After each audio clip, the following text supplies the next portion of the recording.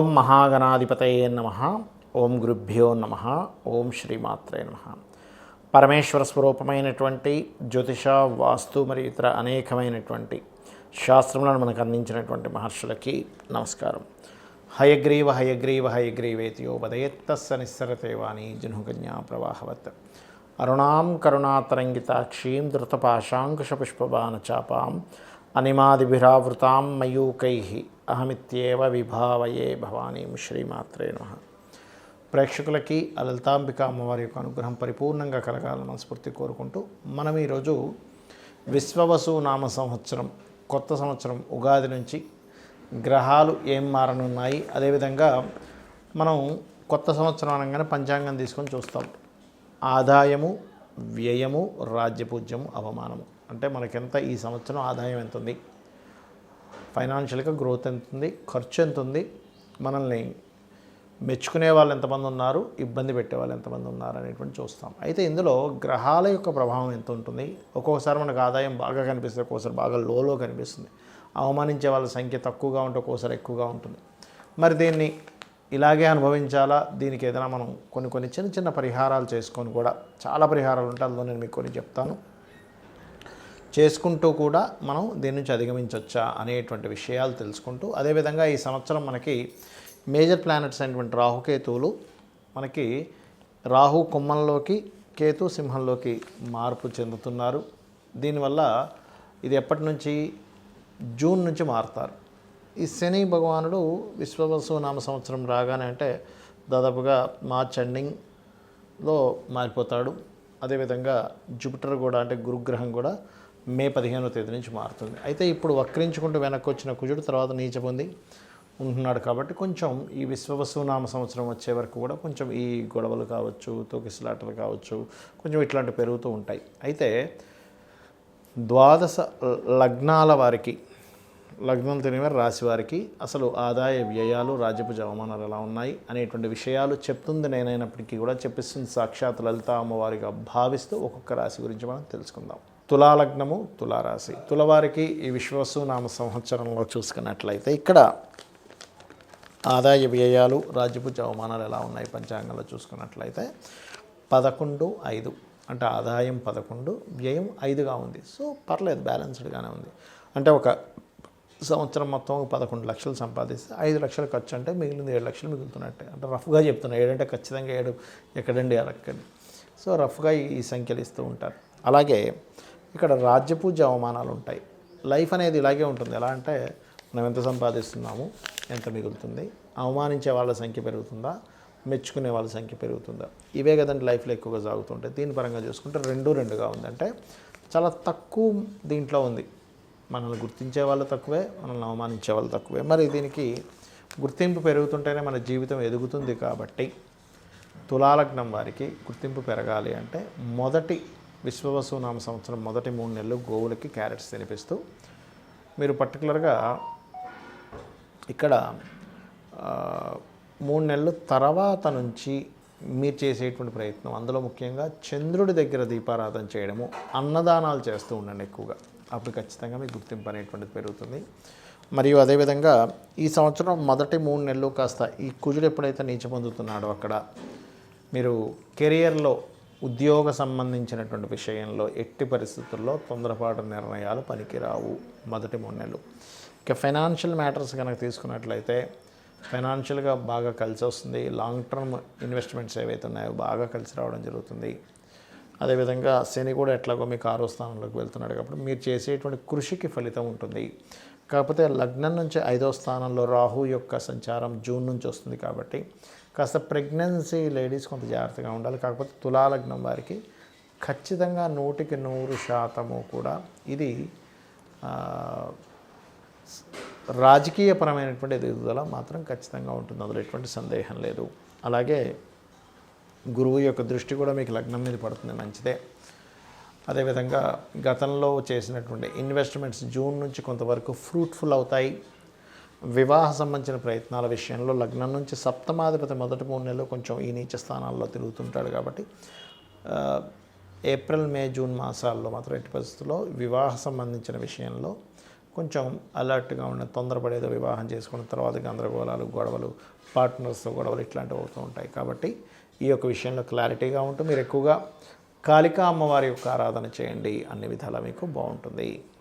ఇక్కడ ఈ శని యొక్క మార్పు వల్ల చాలామంది చూసుకునేది ఏంటంటే ఏలినాటి శని వస్తుంది కదా, లేదా అర్ధాష్టమ శని వస్తుంది, అష్టమ శని వస్తుంది, లేకపోతే శని అయిపోతుంది అని కొంతమంది హ్యాపీగా ఉంటే, కొంతమంది ఏమో రాబోతుంది అనేటువంటి దాంట్లో ఉంటారు. అందులో ముఖ్యంగా మేషం వారికి ఏలినాటి శని రాబోతుందని, మీనం వారికి రాశిలోకి వచ్చాడని శని, కుంభం వారికేమో శని ధనస్థానంలోకి వెళ్ళాడని, వీళ్ళ ముగ్గురు కొంచెం మార్పుని గమనిస్తూ ఉంటారు. అయితే ఇక్కడ మీకు చెప్పేది ఒకటే, శని ఎక్కడున్నా అంటే మీ జన్మజాతకంలో ఎనీ హౌస్ గుర్తుపెట్టుకోండి, ఆ హౌజ్కి సంబంధించిన విషయంలో కొంచెం స్ట్రెస్ అవుతూ ఉంటుంది, గుర్తుపెట్టుకోండి. లగ్నం నుంచి ఎన్నో స్థానంలో ఉన్న, కాకపోతే కొన్నిసార్లు ఏమవుతుందంటే మీకు కొన్ని సందర్భాల్లో ఈ శని భగవానుడు ఇచ్చేటువంటి రిజల్ట్స్ ఒక్కోసారి పాజిటివ్గా కూడా ఇస్తాడు, గుర్తుపెట్టుకోండి. ఎప్పుడూ నెగిటివ్గా ఉంటుందని రూల్ లేదు. కాకపోతే పాజిటివ్గా ఇవ్వాలి అంటే మీరు చేయవలసింది ఏమిటి తెలుసుకోండి ముందుగా. ఇక్కడ ఇంకొక విషయం చెప్పి నేను మీకు పరిహారం చెప్తాను శనికి సంబంధించిన విషయంలో. ఒకటి, శని నడుస్తుంది కదా వివాహం అవ్వదు అనుకుంటే తప్పు. శని భగవానుడు నడుస్తున్నాడు కదా, ఎక్కడ కూడా మీకు వివాహంతో పాటు సంతానం కలగదేమో అనుకుంటే కూడా తప్పు, రాజకీయంగా రాణించాలనుకుంటే కూడా తప్పు.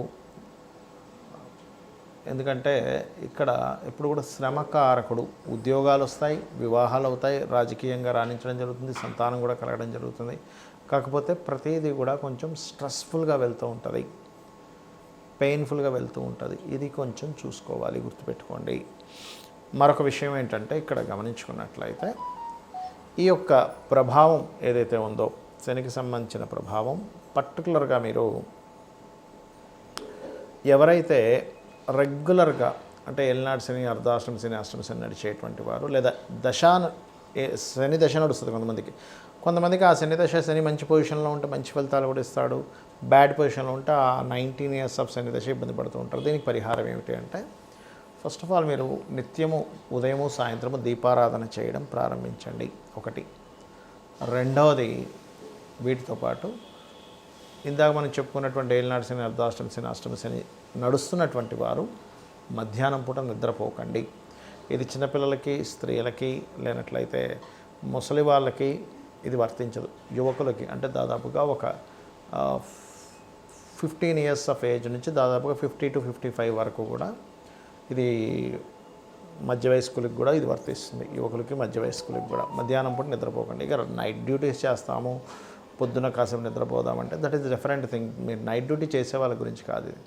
కానీ రెగ్యులర్ డ్యూటీ చేసేవారు ఈ సమయాల్లో నిద్రపోతే మీకు ఎఫెక్ట్ ఇస్తుంది, శాటర్న్ యొక్క ఎఫెక్ట్ ఇస్తుంది. లేదంటే పొద్దున్నే 4 o'clock లేస్తానంటే నేను పని ఉంటుంది, మధ్యాహ్నం కోసం పడుకోవాలంటే దట్ ఈస్ డిఫరెంట్ థింగ్. అది. మూడవది ఏంటంటే గోవుకి ఎక్కువగా బెల్లము తినిపిస్తూ ఉండండి. మీరు ఎంత గోవులకు బెల్లం తినిపిస్తూ ఉంటే శని ప్రభావం అంత తగ్గుతుంది. మరొకటి, దగ్గరలో శివాలయం ఏదైనా ఉన్నట్లయితే నూనెని చక్కగా దీపారాధనకు వాడేటువంటి నూనెని తీసుకొని వెళ్ళి శివుడికి అక్కడ దీపారాధనకు వాడుకోమని ఇవ్వండి. ఇది మెయిన్గా గుర్తుపెట్టుకోండి.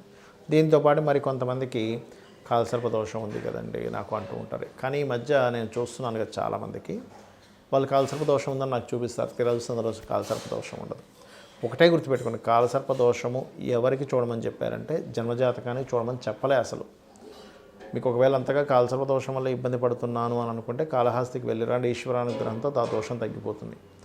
ఒకటి, ప్రపంచ దేశాలకి ఏం జరుగుతాయి, అసలు దేశంలో కరువు వస్తుందా, సునామీ వస్తుందా, ఒక జబ్బు వస్తుందా, యుద్ధం వస్తుందని చెప్పడానికి కాలసర్ప దోషం వాడమని చెప్పారు. అయితే ఇక్కడ మీకు మీరుగా చూసుకోవడానికి కాలసర్ప దోషం ఎప్పుడు కూడా, ఇప్పుడు ఉదాహరణకి రాహువు కేతు ఇలా సమసప్తకాల్లో ఉంటారు కదా, ఈ సమసప్తకాల్లో రాహుకేతువులు ఉన్నప్పుడు అంటే ఎక్కడున్నా కూడా మేషం నుంచి మీనం వరకు రాహు ఎక్కడున్నా, కేతు ఎక్కడున్నా కూడా ఇలాగే 1/7 యాక్సెస్లోనే ఉంటారు వీళ్ళు. అంటే ఇక్కడ కానీ ఇలా కానీ లేకపోతే ఇలా, అంటే దాదాపుగా ఇలా కానీ మొత్తం మీద ఆ రకంగా ఉన్నప్పుడు ఈ రాహుకేతువులకి మొత్తం ఒకవైపు గ్రహాలన్నీ, అంటే రాహు నుంచి కేతు వరకు మొదలు పెట్టుకుంటే ఇలాగ అన్ని గ్రహాలు వచ్చేసాయి, లేకపోతే ఒక దగ్గర అన్నీ కూడి ఉండిపోయాయి, ఒకవైపు ఏ గ్రహం కూడా లేదు, దానికి కాలసర్ప దోషము అంటారు.